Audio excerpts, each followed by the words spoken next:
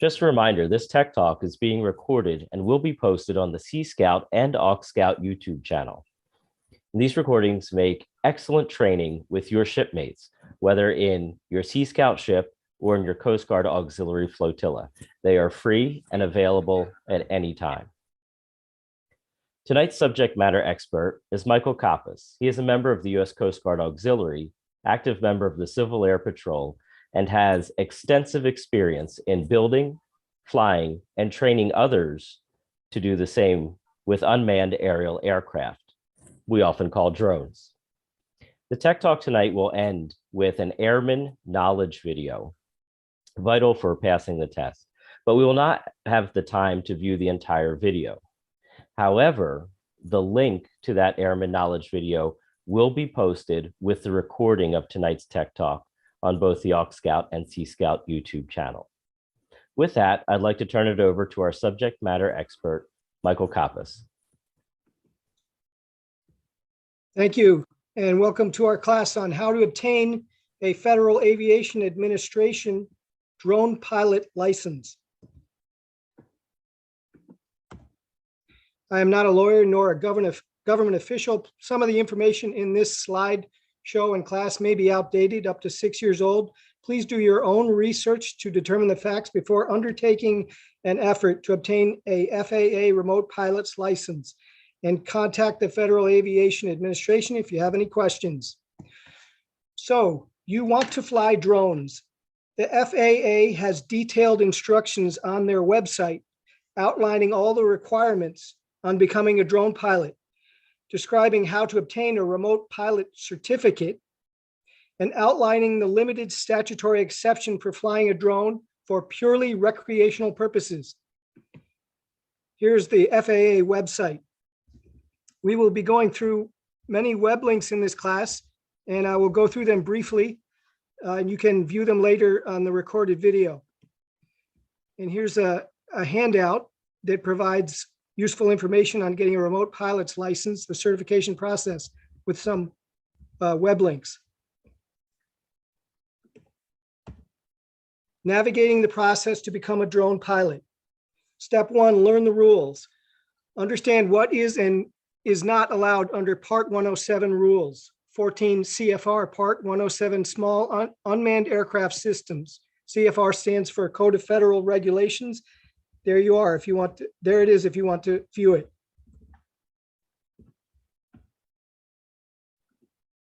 In summary, 14 CFR Part 107 applies to certain civil small unmanned aircraft conducted within the national airspace for purposes other than recreational use. Some operations will require a waiver, and you can see a list of operations that require a waiver here. If you want to learn more about Part 107 waivers, here's the website, the FAA website. Drone operators should obviously avoid flying near airports to avoid interfering with aviation or to avoid a collision. Step 2 in the process of navigating to become a drone pilot, become an FAA certified drone pilot by passing the knowledge test. The FAA has detailed instructions on their website outlining all the requirements on becoming a drone pilot. And here's their website, the FAA website, become a drone pilot. You can see the information here, first-time pilots, eligibility, step 1, 2, 3, 4, 5, 6, and so on. For future reference. Eligibility for Part 107 Remote Pilot Certificate. Be at least 16 years old, be able to read, speak, write, and understand the English language, be in a physical and mental condition that would not interfere with the safe operation of the small UAS, and fulfill training and testing requirements. One of the things you have to do initially is obtain an FAA tracking number, FTN, by creating an integrated airman certificate and rating application profile. IACRA is the web-based certification rating application that guides the user through the FAA's airman application process. The next thing you do is schedule an appointment to take the knowledge test at an FAA-approved knowledge testing center. And here's the company, PSI Services. Next, after you've completed, you've passed your test, you complete an FAA Form 8710-13. This is the Remote Pilot Certificate and/or Rating application. The FAA anticipates that it will be able to issue a temporary remote pilot certificate within 10 business days after receiving a completed remote pilot certificate application. Now, we learned on the last slide about the Integrated Airman Certificate and Rating application. And here's frequently asked questions about the IACRA. Little background for you. On January 13, 2020, the FAA launched improvements to the way it tests all applicants for the Airman Certificate.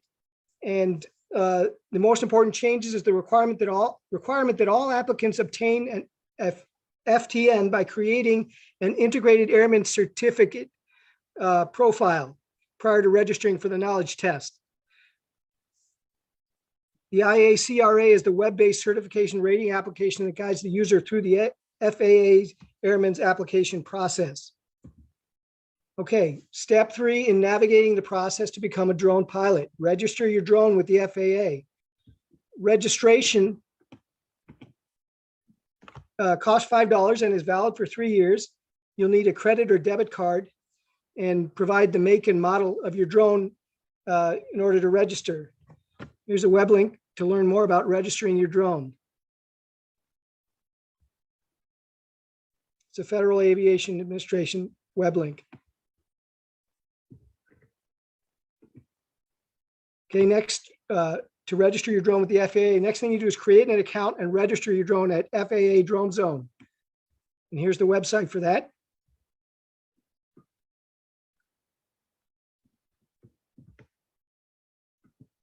Once you've registered, mark your drone with your registration number in case it gets lost or stolen. And you can see in the image on the left here, the registration mark is put onto the drone right there. If you want to learn more about registration and marking requirements for small unmanned aircraft, here are the Code of Federal Regulations, Part 48.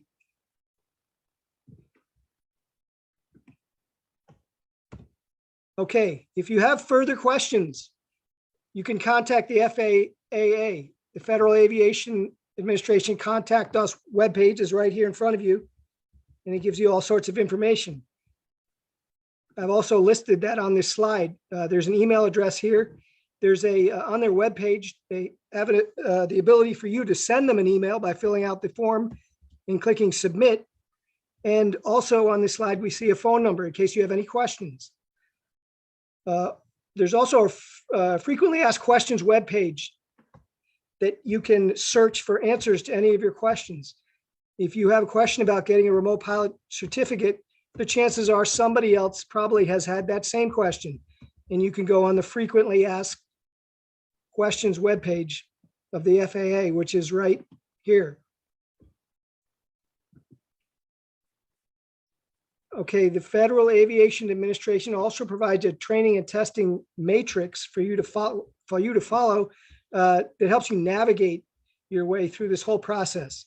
And here it is in front of you on the screen. Okay, the testing agency, PSI Services, provides testing and services as part of the FAA Airman Certificate Testing Service Contract. So when you want to take the Airman Knowledge Test, this is the place to go. And this is the website. You can not only find a test center, but you can take practice exams, and they frequently ask questions, and you can contact PSI Services. And here's their email and their phone number. So if you want to register to take a class, that's the testing agency. Okay, the knowledge test you must pass to obtain a Part 107 remote pilot's license. Formally, the full name is FAA Unmanned Aircraft General Small UAG Airman Knowledge Test, AKT. But it is often just referred to as the Airman Knowledge Test, the AKT. To study for the AKT, there are some guides and supplements that you can use to help you. And I've provided a whole bunch of web links on this page that you can click on to find guides and supplements. Let's go to the Federal Aviation Administration's remote pilot study guide. Remote pilot small unmanned aircraft system study guide from the FAA. And let's look at the chapter headings so we can see what content you're going to be tested on during the Airman Knowledge Test. Okay, chapter 1 is the applicable regulations. Chapter 2 is airspace classification, operating requirements, and flight restrictions. Chapter 3A is aviation weather sources. Chapter 3B is effects of weather on small unmanned aircraft performance. Chapter 4 of this study guide is small unmanned aircraft loading. Chapter 5 is emergency services. Chapter 6 is crew resource management. Okay, now if you feel like you're taking in a lot of information and you're getting a little lost here, we're going through the study guide that the FAA provides to help you prepare for the Airman Knowledge Test, which is one of the biggest challenges that you face when you're applying for a remote pilot certificate. Let's continue. Chapter 7 of this study guide is radio communication procedures. Chapter 8 of the study guide is determining the performance of small unmanned aircraft. Chapter 9 of the study guide for the Airman Knowledge Test is physiological factors, including drugs and alcohol, affecting pilot performance. Chapter 10 of the study guide is aeronautical decision-making and judgment. Chapter 11 is airport operations, and chapter 12 is maintenance and pre-flight inspection procedures. Okay, there's also a supplement. The Airman Knowledge Testing Supplement will be provided at test time. It includes the graphics, legends, and maps that are needed to successfully respond to certain test questions. It should be used while taking sample practice tests to become familiar with looking up questions subject matter. And you see an image on the right of the testing supplement. Here's a quick video on this supplement. Use the legends and the other figures that are in the test prep booklet. You're going to get a booklet when you go in for the test, the Airman Knowledge Testing Supplement, and there is a ton of great information in it. Most people don't even open it up until it says reference figure 75, and then they go straight to figure 75. But the front few pages in the appendix have a VFR sectional chart legend, and you can actually get a lot of airport and airspace question answers from this legend. We'll show you the difference between towered and untowered airports and airspace altitudes and things like that, radio frequencies. So there's a lot of great information in here. And you Okay, so that's the supplement. Let's look at some sample test questions that are on the Airman Knowledge Test. Question 1, here's a sample. What are characteristics of a moist, unstable air mass? And here are 3 possible answers: turbulence and showery precipitation. B, poor visibility and smooth air. C, haze and smoke. Which do you think is the correct answer? Let's move on to question number 2. According to 14 CFR Part 107, how may a remote pilot operate an unmanned aircraft in Class C airspace? Here are the 3 options. Answer A, the remote pilot must have prior authorization from the air traffic control ATC facility having jurisdiction over that airspace. Option B is the remote pilot must monitor the air traffic control ATC frequency from launch to recovery. And answer option C is the remote pilot must contact the air traffic control ATC facility after launching the unmanned aircraft. Okay, you have 3 choices there. Let's move on to the 3rd sample question. According to 14 CFR Part 107, the remote pilot in command of a small unmanned aircraft planning to operate within Class C airspace, A, must use a visual observer, B, is required to file a flight plan, or C, is required to receive ATC authorization. Which do you think is the answer? Let's move on. Sample question number 4. What effect does high density altitude have on the efficiency of an unmanned aircraft propeller? A, propeller efficiency is increased. B, propeller efficiency is decreased. C, density altitude does not affect propeller efficiency. Which of those answers is correct? Okay, so those are sample questions that you may find on the Airman Knowledge Test. Now let's go through a walkthrough of some of the chart reading questions that you may find on the Airman Knowledge Test. And this is a long YouTube video. So for this first question, it'll ask you to refer to Figure 20, Area 1. The Fentress Airport with the identifier NFE is in what type of airspace? So you'll have your test booklet with you. You're going to open it up and go to Figure 20 and then find Area 1. And that's going to help restrict your search on that chart. So we're looking for Fentress, NFE. We search around this area, Area 1, and we find Fentress, NFE to the south of Norfolk. When we find the runway associated with Fentress, we see that it is a magenta runway, meaning that it's not towered, and it is surrounded by a dashed magenta line. As we move out from that runway, the first airspace symbol or line that we get to is that dashed magenta line. Now, hopefully, you're able to immediately identify that as Class E airspace that goes down to the surface. But if you don't, or you just want to verify to make sure that what you think is the correct answer is indeed correct, you have that aeronautical chart legend in the beginning of the test booklet. I think it's one of the first pages. You go to that chart legend in the airspace information section, and you see the dashed magenta line indicates Class E surface airspace. Don't forget about this legend. It will help you with a lot of the questions. You can see how much valuable information is on this one page. There's a lot of really good stuff on here. It'll not only help you answer questions that you just don't know, but it will also help you verify and help you be more comfortable about the questions that you're answering. So going back to our answers, it is not Class C because it is outside of that Class C airspace ring, and it is not Class G because that dashed magenta line means that the controlled Class E airspace starts at the surface. So Class E is the correct answer. Okay, this next question has us referring to Figure 21, Area 1. After receiving authorization from ATC to operate a small unmanned aircraft near Minot International Airport, MOT, while the control tower is operational, which radio communication frequency could be used to monitor manned aircraft and ATC communications? Remember that you won't be talking directly to air traffic control or other aircraft while you're flying your drone near an airport. However, listening to those frequencies can sometimes give you valuable situational awareness about aircraft coming and going. So we go to Area 1 at the top of the chart and we find Minot, verifying MOT. And in that information block, we see under that first line, CT 118.2 with the little star and circle C next to it. CT stands for control tower.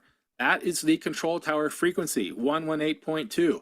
The star means that the control tower is only operational part-time, and the little circle C next to it means that when the control tower is closed, 118.2 becomes the common traffic advisory frequency. So no matter what, whether or not the control tower is open, 118.2 is the frequency that you're going to want to listen to for situational awareness on other aircraft. We see 122.95 towards the end of that information block, which is the Unicom frequency. That's for ordering fuel or finding rental cars. And then ASOS, 118.725. Remember, that is the pre-recorded weather briefing. So the correct answer is C, 118.2. The next question has us staying on Figure 21 and asks us which airport is located at 47 degrees, 40 minutes north and 101 degrees, 26 minutes west. So let's start with the latitude, the lines parallel to the equator, the ones that are flat or horizontal on the chart. And it asks us which airport is at 47 degrees, 40 minutes north. So we're going to look for 47 degrees. But if you see on this chart, there is no line of latitude labeled 47 degrees. All we see is 48 degrees up here at the top. But remember, each one of those quadrants is 30 minutes by 30 minutes. So if we go south or down from 48 degrees towards the equator, those numbers get smaller. So that next line to the south is 47 degrees, 30 minutes. And we need to find 47 degrees, 40 minutes. Each one of those small little tick marks represents 1 minute of latitude. So we start at 47 degrees, 30 minutes, and go back to the north 10 minutes or 10 tick marks. And this is 47 degrees, 40 minutes. Once we find the latitude, I just like to leave a piece of paper parallel to that line so that I can remember where that is. And now we work on the longitude, 101 degrees, 26 minutes west. We see the vertical line right here is labeled 101 degrees. That means that if we keep moving west or to the left, that next quadrant, that next vertical line must be 101 degrees, 30 minutes. So we just moved back to the east 4 minutes or 4 tick marks to get to 101 degrees, 26 minutes west, as we're subtracting that 4 minutes from 30 to get 26. And as we move along that sheet of paper, we get to the Garrison Airport at that intersection. Latitude and longitude question. We're using figure 26, area 4. You've been hired to inspect the tower under construction at 46.9 degrees north and 98.6 degrees west near Jamestown. What must you receive prior to flying your unmanned aircraft in this area? So we go to figure 26, area 4, and we're looking for a tower that is under construction in the area of 46.9 degrees north and 98.6 degrees west. So here's 47 degrees north. So we move south 1/10 of a degree, which is 6 minutes or 6 tick marks. And here's 98 degrees and 98.5 degrees west, which is 98 degrees, 30 minutes. So we keep moving further west 1/10 of a degree or 6 tick marks. We find a couple of towers in this area, but remember to read the question. You'll have hints in the question.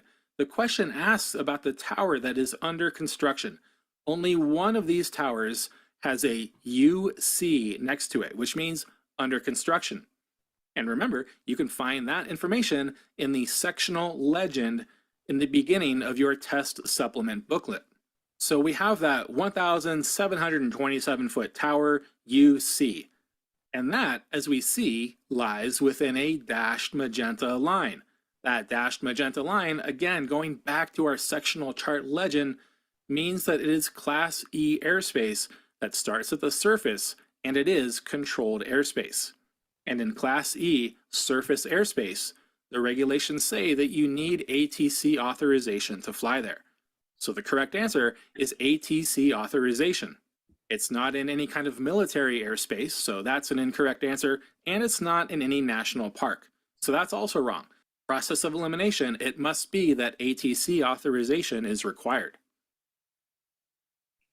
Refer to figure 25, area 3, the floor of Class B airspace at Dallas Executive. RBD is what?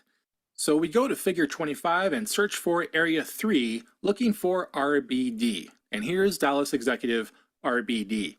We see the runway for that airport right next to that area 3 icon. And that airport is in Class D, Class Delta airspace, but that's not what the question asks. The question wants to know what is the floor of the Class B, Bravo airspace above it. Remember that Class B airspace altitudes are given in MSL altitudes, and they look like fractions. So with the top number being the top of the airspace and the bottom number being the bottom or the floor of the airspace. So in that Class B sector right here, where Dallas Executive is, we see 110/30, which means that the floor, the bottom of that Class B airspace, is 3,000 feet MSL. Refer to Figure 78. You have been hired to use your small UAS to inspect the railroad tracks from Blencoe, southeast of Sioux City, to Ottawa. Will ATC authorization be required? The first step is to find Blencoe and Ottawa. We see Sioux City in the center of this figure, and the question tells us that Blencoe is to the southeast. So we're going to move to the southeast from Sioux City, and we see Blencoe right here. We're going to move along those railroad tracks because that's what the question is asking. Move along the railroad tracks until you find Ottawa, which we see is to the north. And the question wants to know if ATC authorization is required for that stretch. So now that we know which area we're operating in, we need to know which airspace we're going to be operating in. We see a few thick shaded magenta lines in this area, but the railroad tracks are outside of all of those areas. These thick shaded magenta lines mean that Class E airspace inside of those lines starts at 700 feet. Outside of that, Class E airspace doesn't start until 1,200 feet above the ground. So that puts us in Class G airspace, which is uncontrolled, which means that ATC authorization is not required. So the correct answer is B. A is incorrect because there is no Class D Delta airspace near Blencoe and Ottawa. And Class C is incorrect because there is no control tower at Ottawa. It is a magenta airport. Again, process of elimination to get rid of the obviously incorrect answers and verify the correct answer that we came up with in the beginning. Our last example here has us staying on Figure 78. You have been contracted to inspect towers located approximately 4 nautical miles southwest of the Sioux Gateway SUX airport, operating an unmanned aircraft. What is the maximum altitude above ground level that you are authorized to operate over the top of those towers? So we're going to find the Sioux Gateway SUX airport first, and we see it right here almost in the middle of the figure. We're going to move southwest from there 4 miles. You have the scale at the bottom of the chart that you can use to measure, or use 1 minute of latitude, which is equal to 1 nautical mile. So you can measure 4 minutes of latitude, or 4 tick marks, the ones that are on the vertical lines parallel to the equator, right next to this airport, and use that distance to estimate where 4 miles southwest is. It's got to be these towers that are all 402 feet tall, because the 206-foot tall towers are directly west, and the 400-foot towers are directly south. So we're going in between those. We're looking at the towers that are 402 feet tall, 402 feet AGL above ground level. Those are the numbers in parentheses. That's how high the tower is, the top of the tower above ground level. So what's the maximum AGL altitude that you are allowed to operate over those towers? If you remember from our regulations, we have to stay within 400 feet above the ground or anything attached to the ground. So with those towers being 402 feet tall, we can fly another 400 feet above those as long as we are directly above them, which means that we are authorized to fly 802 feet AGL directly above those towers. A is incorrect because that's our maximum altitude over everything. We can go higher than that if we're over a tall structure. And B is incorrect because that's the top of the tower. We can still go higher than that. C, 802 feet, is our correct answer. Okay, now we're going to watch another video on a topic that's also on the Airman Knowledge Test. Meteorological aviation reports have weather information, as do the Terminal Aerodrome Forecast, TAFs. And, well, right now, we're going to go over what those different reports are. I just wanted to familiarize you with those terms and let you know that they contain weather information. If there's questions about weather, that's where you should be looking. METAR looks like this. This is what a METAR report looks like. Oh my God, right? This seems completely indiscernible, like one of those secret codes you would get in your cereal. But I promise we're going to go over it for just a couple of minutes, and it's actually going to start to make sense.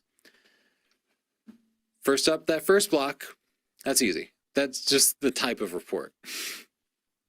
No problem. The second block, that is the 3-letter code for the airport plus a K. So this particular airport, the code is GGG. If you ever fly out of John F. Kennedy Airport in New York, it's JFK. So their METAR would say KJFK. Remember LAX, the LA airport, KLAX. That's all it is. So far, we've gone through a good section of it. Those first 2 words are really easy to understand. This one, also easy to understand once you figure it out. That Z at the end, that means, we call it Zulu because we talk like pilots do. That indicates UTC time, like Greenwich Mean Time, like universal time, not local time to the airport, but UTC time. So this is a time code. The first 2 digits of that time code indicate the 16 indicates that's the day of the month. So this weather report was issued on the 16th day of the month. They don't put the month because you're not going to be looking at it if it's a month old, right? And then the next 4 numbers here, 1753, that indicates the time of day. They always use 24-hour time. So 17 is 5 p.m. So you better get used to this 24-hour time. Remember, you just have to subtract 12 if you're used to using the AM/PM system. So the 16th day of the month at 5:53 p.m. UTC. The next word, auto, means that the report was automatically generated by some sort of weather station. It could also say COR, which would mean corrected. Just so you're familiar with it, you probably won't get tested on that particular bit of information. This mess of numbers and letters is the wind speed, and it's really easy to read once you understand it. The first 3 digits indicate the compass heading. It's 140 degrees, 140, 140 degrees. Again, which direction is that actually?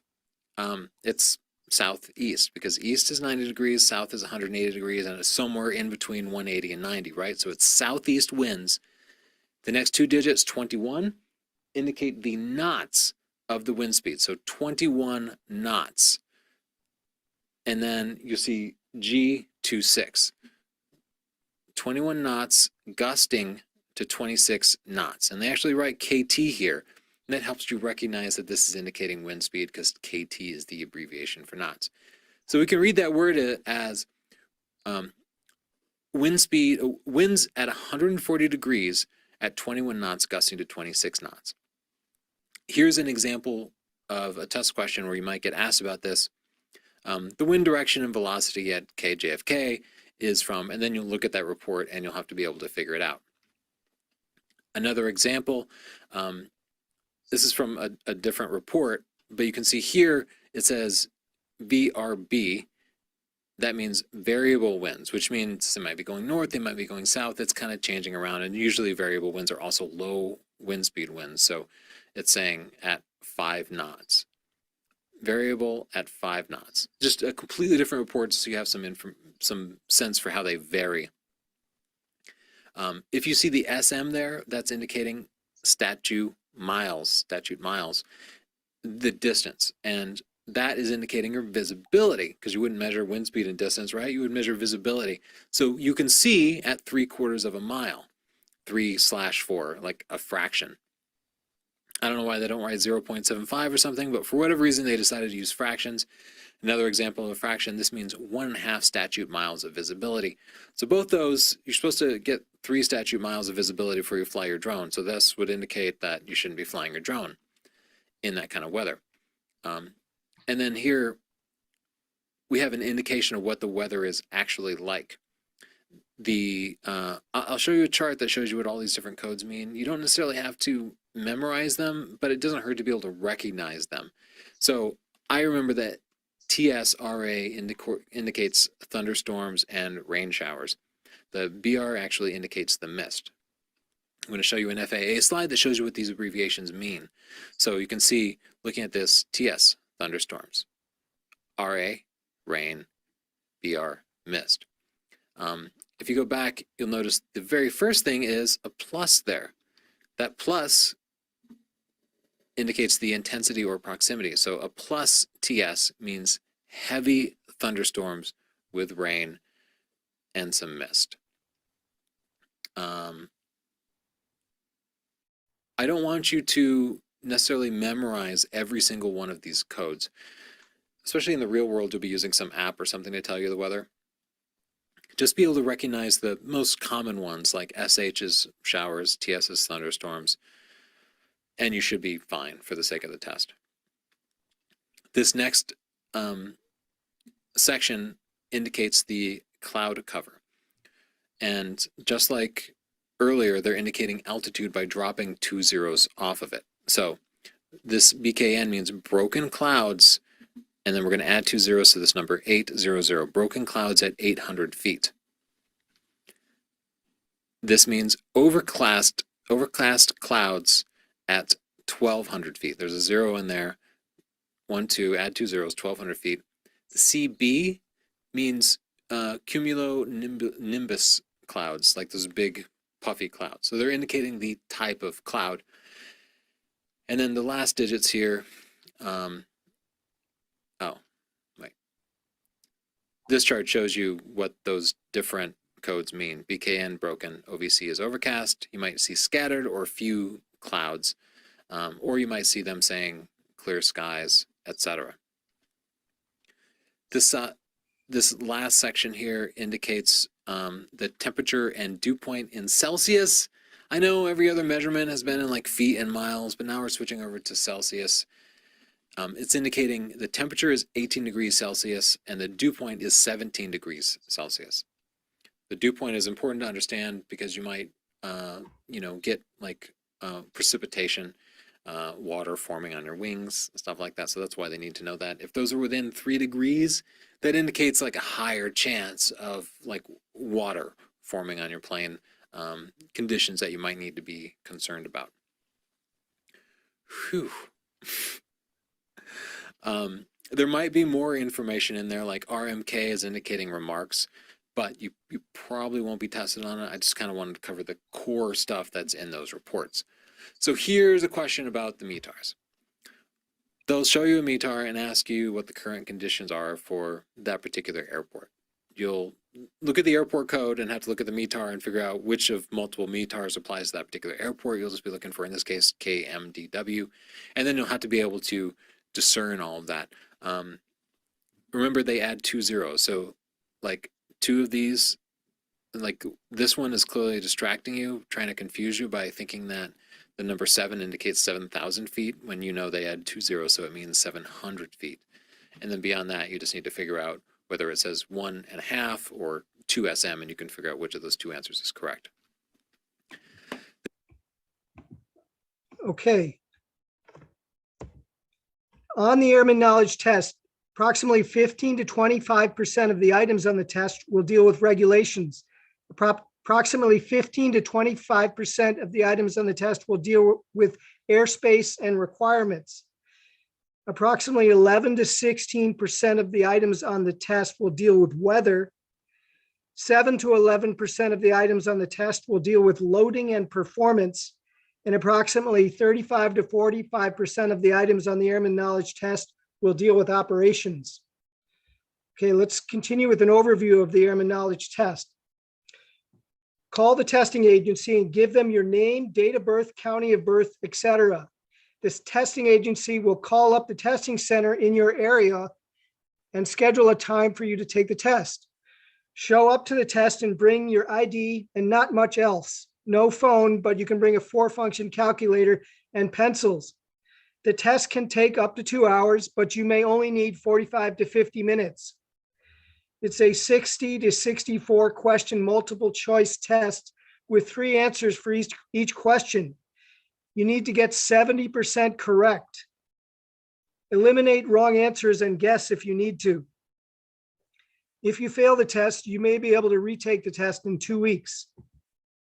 Here's some information I got from the World Wide Web. This information indicates it takes 15 hours of studying and prep to take the Airman Knowledge Test. Once you pass the test, it takes 10 days to receive a temporary license in your email from the FAA. And then it takes 6 to 8 weeks to receive a permanent remote pilot certificate in the mail from the FAA. The World Wide Web also indicates that the price for an Airman Knowledge Test is $175. Note, you cannot take anything out of the test center but the calculator and your pencils. Okay, when I, back in 2019, was scheduled to take the Airman Knowledge Test, I received an email, and the bottom half of the email contained all this information, including allowed materials and prohibited materials in the test center, including web links and phone number for PSI services. Okay, I'm leaving it here just in case it's informative to you. I've added this little note in yellow here. You may be given a personal code to be used to access your exam on the day of testing. Here are some testing tips. These web links, you can select them in your free time. Let's go to one of these web links. Review of all of these, use the process of elimination, read every single question all the way through and every single answer before answering. Use the legends and the other figures that are in your test prep booklet.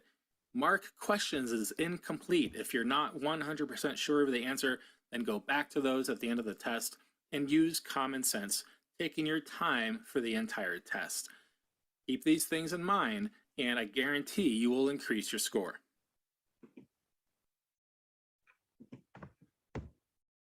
Okay, let's summarize what we've talked about because it's a lot of information.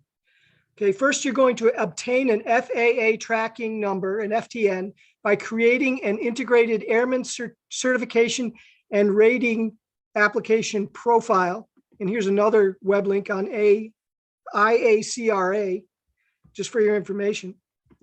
Okay, next, you're going to schedule an appointment to take the FAA Unmanned Aircraft General Small UAG Airman Knowledge Test, AKT, by contacting PSI Services, and I've left their email there for you. Next, you're going to prepare for the test with the study guide, and here's a web link. And you're going to take practice tests with the supplement, and I've also provided a web link. Okay, when you take and you're going to next take the knowledge test at an FAA approved knowledge testing center. And again, there's the URL here to schedule that. Once you've passed your test for a remote pilot certificate, log in again to the FAA Integrated Airman Certificate and/or Rating application. There it is again. To complete the FAA Form 8710-13, which is the Remote Pilot Certificate and/or Rating application. Then wait for the FAA to send you your remote pilot certificate. They'll send you a temporary certificate by email within 7 to 10 days, and then a permanent remote pilot certificate within 6 to 8 weeks. And here's a picture of it. Okay, when I did this back in 2019, after I passed the test, they sent me an email, and I've colored it orange here so you can see it clearly. And you can read right here, it says, your remote pilot temporary certificate is ready for you to print. Log into IACRA, then in the existing application section of your applicant console, click the green temporary certificate button. And here down at the bottom left, you can see that temporary airman certificate that I got. Weeks later, the FAA sent me in the mail a remote pilot certificate here in the upper right-hand corner in blue. Now that remote pilot certificate that you receive in the mail will be good for 2 years. After 2 years, you'll have to renew by going into the FAA webpage and taking the Part 107 Small UAS recurrent online tests. And I've also included to the left a little image of that. Okay, now at the bottom right, you see something new, the Recreational UAS Safety Test Trust Completion Certificate. Okay, before we talk about that, let's just back up a little and mention something we've already mentioned. The rule for operating unmanned aircraft systems or drones under 55 pounds in the National Airspace System is 14 CFR Part 107, referred to as the Small UAS Rule. Okay, now here's something new. However, if you want to fly a drone for purely recreational purposes, there is a limited statutory exception that provides a basic set of requirements. The exception for limited recreational operations of unmanned aircraft is the law that describes how, when, and where you can fly drones for recreational purposes. That's USC 44809. Quick video on purely recreational purposes. Let's refresh that. There it is. Hello, drone community. There's a brand new process in the United States which the Federal Aviation Administration wants you to know about. If you fly drones purely for recreation, there's now required training, and it's called the Recreational UAS Safety Test, or TRUST. The intention is to make sure you know the safety rules before you put a drone up into the national airspace. Makes sense, right? Now, to make this as easy as possible, the training is free, it's all online, and it takes less than an hour. At the end, you'll get a certificate of completion with a unique number assigned specifically to you. And you'll want to save or print your certificate so you can have it available to show when you are flying. So here's what you do. You take the training right from the UAV Coach website. You put in your name and email address to start, and you'll go through the training that the FAA has put together. Along the way, you'll answer some multiple choice questions that quiz you on what you just learned. You'll get explanations for wrong answers, and you can even change your answer until you get it right. This process is set up so that everyone passes. When you're done, you'll instantly get your certificate of completion, and it'll also be emailed to you. That's it. So good luck and blue skies. And Okay, and here's the FAA's website on recreational flying. If you want to do some further research, recreational flight. And here's the FAA's website on the recreational UAS safety test for your review. It lists FAA approved test administrators right here.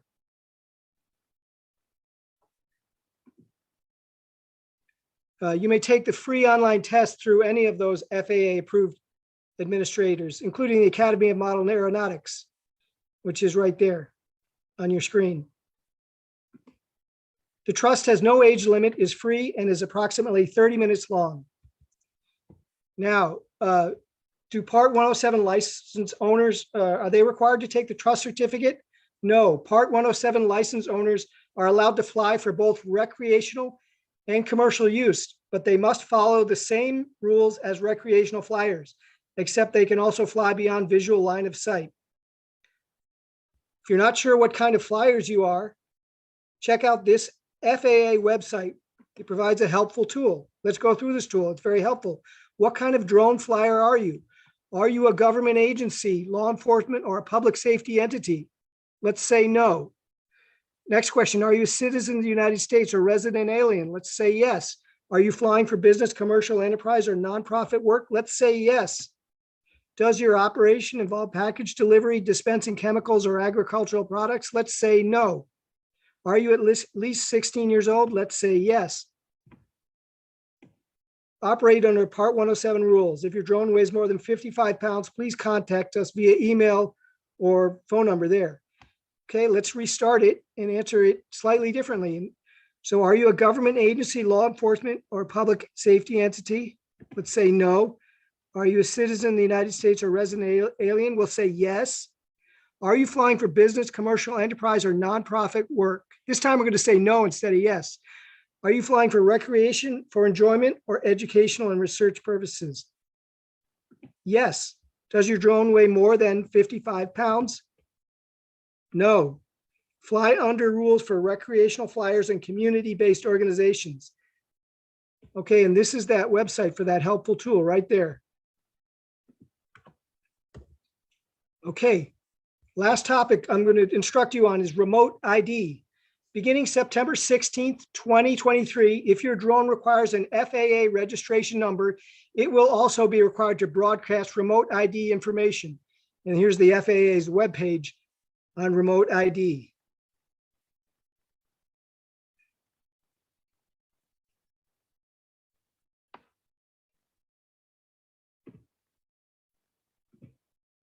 Remote ID is the ability of a drone in flight to provide identification and location information that can be received by other parties.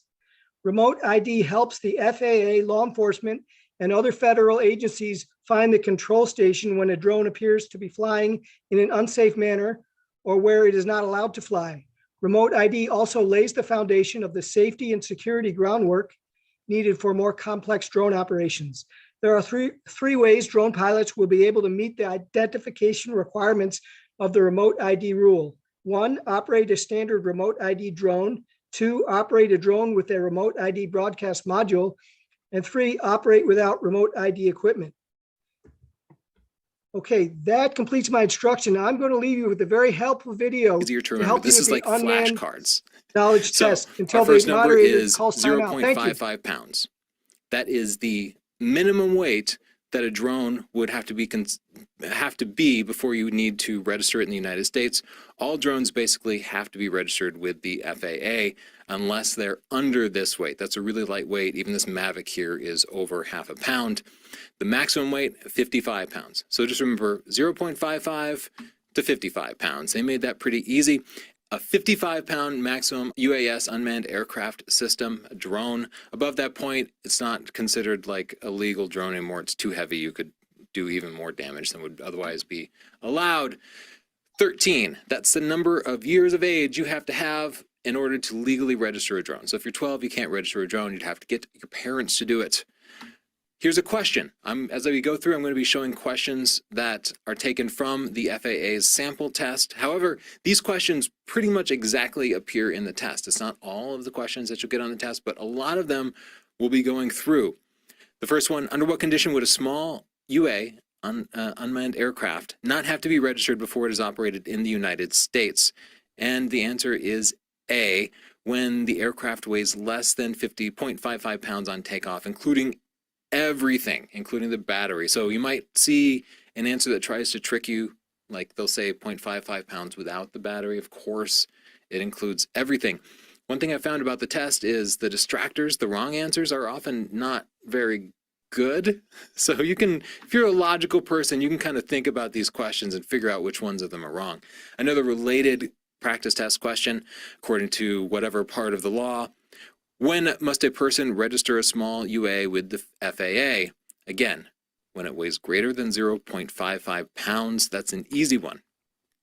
Get another sample test question on the same topic. You'll see a lot of questions hitting the same point over and over again. When would a small UA owner not be permitted to register it? When they're less than 13. Again, 12-year-olds can't register it. You can take the test when you're 16 years of age or older. And the test, if you pass it, it will remain valid for 2 years, for 24 months. Just want you to memorize these numbers for the test. Make sure you know all of these numbers. Another good number to know is 400. You're going to see 400 a bunch.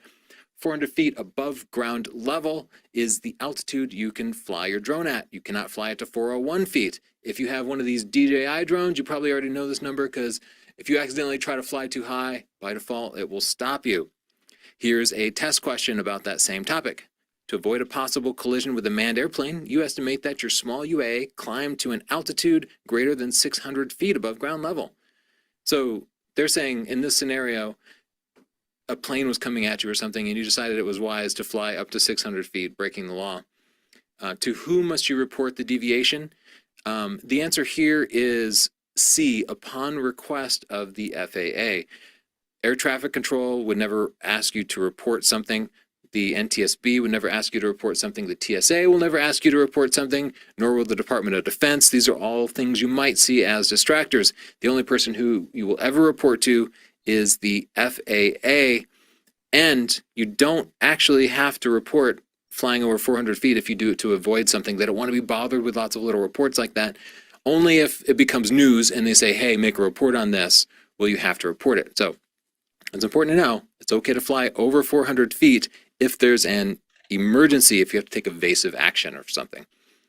400 feet above or around buildings. So if there is a building that is 10 stories high, maybe it's 100 feet and you need to fly above it, maybe for aerial photography, you could fly up to 500 feet. If you're taking a picture of a 1,000-foot building, theoretically, you could fly up to 1,400 feet. You can fly 400 feet above buildings within a radius of 400 feet around it. 400, 400, 400. Now we get into the 500s. A couple of the numbers you need to remember are 500s.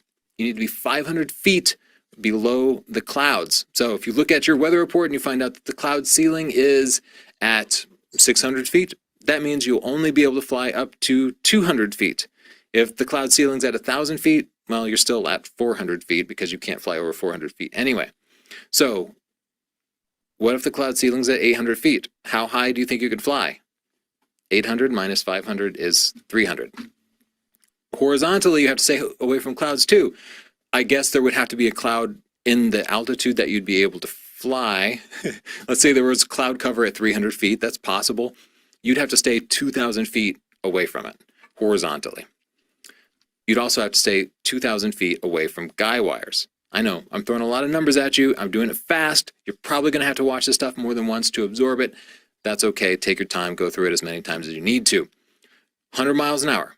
That is the maximum legal speed of a drone without getting some kind of waiver. Most of these rules can be broken if you write to the FAA. If you ask them to give you a waiver, they can give you permission for these kinds of things. 3 SM visibility. SM is statute miles. That's how you're usually going to see distance measured in either nautical miles or statute miles, but most of the time it's going to be SM.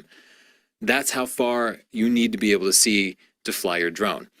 They kind of measure visibility, based on if there's a lot of haze or fog, your visibility is going to drop down, and they don't want you flying unless the official visibility is 3 miles. Now, that doesn't mean you can fly out 3 miles, because you have to maintain visual line of sight. You have to be able to see it, and you certainly can't see it at 3 miles away, even if you have 3 miles of visibility. But they want to be sure that you could see an airplane coming in that was 3 miles away, so that you would have plenty of time to avoid it. 3 statute miles. Remember that. You can fly your drone before sunrise or after sunset for a period of 30 minutes. So 30 minutes before sunrise, 30 minutes after sunset, that's in twilight. But in that condition, it requires your drone to have anti-collision lights that can be seen from a distance of 3 statute miles. And no, your drone doesn't have those lights on it by default. You can buy some super bright LEDs that have little batteries and rig it up on your drone, and that will probably meet that requirement. But these drones have lights, but they're not powerful enough to meet this requirement. So just remember, 30 minutes before sunrise, after sunset. Here's a question about that. According to laws, what is required to operate a small UA within 30 minutes after official sunset? A, the use of anti-collision lights. $500. That is the limit that the FAA draws before you have to file an official report about an accident. And that is not counting the cost of your drone itself. So if I crash this very expensive Inspire into a building and the building is unharmed, my Inspire is trashed, it's a couple of grand, but I don't have to file a report. If I crash it into somebody's Lexus and I break the windshield and that windshield costs $600, at that point I have to file a report with the FAA. And another number you should remember is 10 days to file that FAA report. You have to file it within 10 days of the accident. The only other time you have to file an FAA report is if somebody is injured. Not the only other time you have to file a report, but another time you have to file a report is if somebody is seriously injured. Not scraped, not they were scared or dazed or whatever, but what they call seriously injured, like they might have to go to the hospital or something, then you have to also file a report. Those are most of the big numbers you have to memorize. I have a hard time remembering facts like that, like just numbers. So what I would suggest doing is getting my study guide. It has all those numbers written down, and then right before you go into the test, review those numbers, get them stored up in your head, and then when you sit down at your desk, pull out the pencil and piece of paper that they give you and write down the numbers. That way, even if you can only keep it in your head for 10 minutes, you'll still be okay.